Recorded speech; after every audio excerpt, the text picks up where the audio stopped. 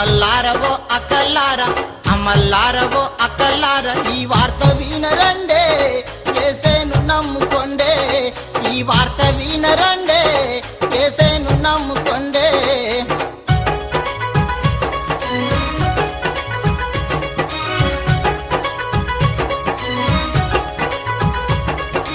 మానవ జాతి పాపము కొరకై, మానవ జాతి పాపము కొరకై కన్నీరు విడుస్తుండు, ప్రభు రమ్మని పిలుస్తుండు, కన్నీరు విడుస్తుండు. మేము ప్రార్థన చేస్తాం.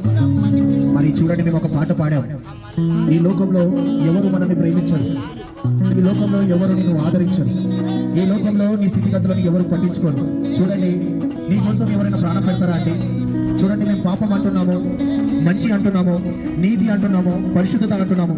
ఇవన్నీ మన జీవితాల్లో ఉన్నాయా అండి? ఇవి లేవు కదండి. మరి పాపక్షమాపణ లేకుండా మరి పరలోక రాజ్యం చేరుతామా?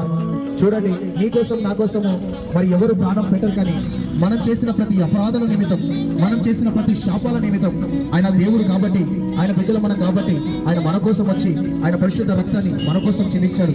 ఈ లోకంలో అంత ప్రాణత్యాగం ఎవరైనా చేస్తారండి? మీరు ఆలోచన చేయండి.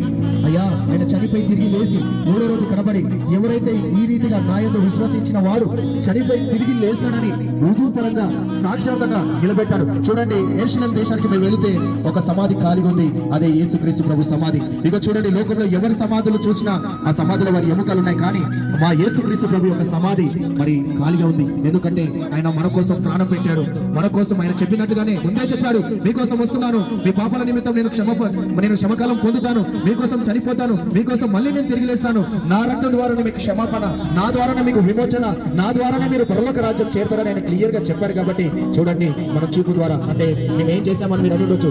మనం అబద్ధాలు ఆడతలేమా? ఇతరులకు మనం ఆశించట్లేదా? మరి చిన్న చిన్న పొరపాట్లు జరుగుతూనే ఉన్నాయి, మరి క్షమాపణ దొరికిందా అండి?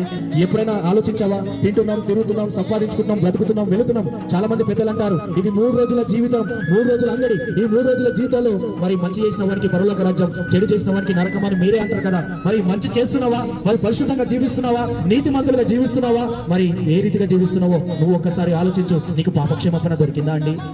నీకు పాపక్షమాపణ దొరికిందా? మరి పాపక్షమాపణ లేకుండా నువ్వు పరలోక రాజ్యం ఎలా వెళ్తావండి? మరి యేసుక్రీస్తు ప్రభు ద్వారానే పాపక్షమాపణ కలుగుతుందండి. మీ వేదాలు కూడా అదే చెప్తుంది.